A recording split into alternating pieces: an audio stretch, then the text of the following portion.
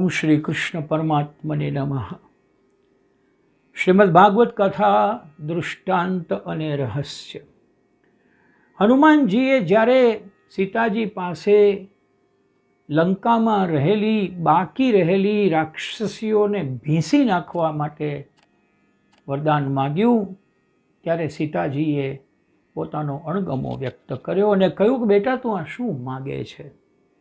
એ સમયે સીતા માતાએ હનુમાનજીને એક કથા સંભળાવી. એક પારધી જંગલમાં ગયો, ત્યાં પારધી પાછળ એક વાઘ પડ્યો. પોતાનો જીવ બચાવવા પારધી એક ઝાડ ઉપર ચડી ગયો. વાઘ ઝાડ ઉપર ચડી શકતો નથી. પારધીએ ઉપર જોયું તો ઉપરની ડાળ ઉપર એક રીંછ બેઠું છે. વાઘે પશુ ભાષામાં તે રીંછને કહ્યું, માનવ તારો અને મારો શત્રુ છે, તને કોઈ દિવસ મારી જ નાખશે, તેને ધક્કો મારીને નીચે પછાડ. રીંછે કહ્યું, એ મારો ધર્મ નથી. એ વ્યાધ મારા નિશ્વાસ સ્થાન ઉપર આવ્યો છે, તેથી એક પ્રકારે તે મારી શરણમાં આવ્યો છે. તેને નીચે પાડું તો ધર્મનો ભંગ થાય. હું તેને ધક્કો નહીં મારું. તેવામાં મોડી રાત્રે રીંછને નિદ્રા આવી છે. વાઘે માનવને કહ્યું, આ રીંછ ભયંકર છે, તે તને ખાઈ જશે.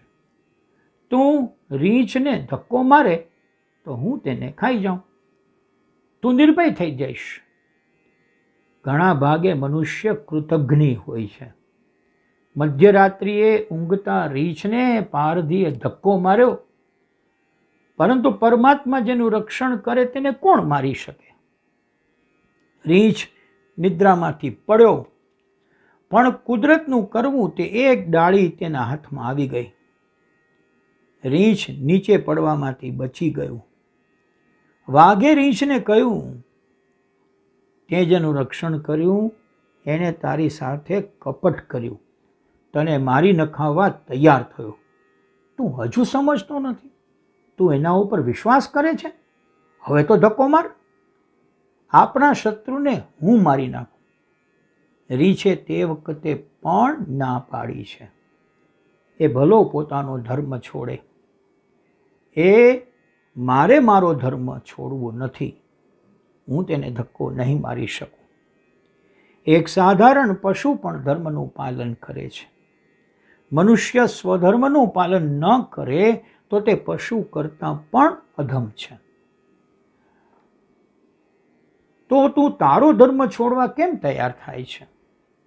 વળી આ રાક્ષસીઓનો કાંઈ દોષ નથી. તેઓ રાવણના કહેવાથી મને ત્રાસ આપતી હતી. રાક્ષસીઓ રાવણની આજ્ઞામાં હતી. આ દુઃખ મારા કર્મનું ફળ છે. મેં લક્ષ્મણજીનું વિના કારણ અપમાન કરેલું તેનું આ ફળ છે.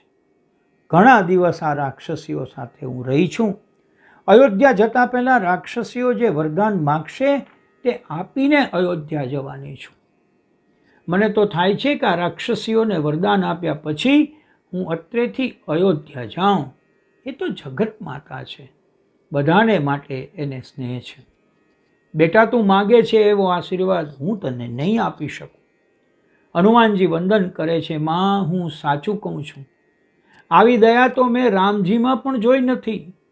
રામજી જ્યારે રાક્ષસોને મારે છે ત્યારે દયાને દૂર બેસવા કહે છે. માં તમારા સિવાય આવી દયા કોઈ બતાવી શકે નહીં હો. રામજીને રાક્ષસોની દયા નહોતી આવી, પણ સીતાજીને રાક્ષસીઓની દયા આવી છે. જે રાક્ષસીઓએ સીતાજીને ત્રાસ આપ્યો છે તે જ રાક્ષસીઓ માટે સીતાજીના હૃદયમાં દયા છે. રામાયણમાં લખ્યું છે કે રામચંદ્રજીને કોઈ વાર ક્રોધ આવ્યો છે. રાક્ષસો સાથે યુદ્ધ કરતાં કરતાં આંખો લાલ થઈ છે, પણ જીવનમાં સીતાજીને કોઈ દિવસ ક્રોધ આવ્યો નથી. સીતાજી પ્રેમની મૂર્તિ છે. તેમાં સર્વ જીવોની દયા આવે છે. રાક્ષસો માટે રામ નામ સરળ નથી, પણ રાક્ષસીઓ માટે સીતાજી સરળ છે. જે રાક્ષસીઓએ ત્રાસ આપ્યો છે તે રાક્ષસીઓને માતાજીએ વરદાન આપ્યું છે. સીતા જેવા કોઈ દયાળુ નથી. સીતાજી સાક્ષાત દયાની મૂર્તિ છે. માતાજીના ગુણો જો આપણે યાદ કરીએ તો રામ કરતાં સીતા શ્રેષ્ઠ જણાય છે. રામાયણમાં સીતાજીનું ચરિત્ર મુખ્ય છે. રામાયણમાંથી સીતા ચરિત્ર બાદ કરીએ ને તો રામાયણ રહે નહીં. હરિ ઓમ.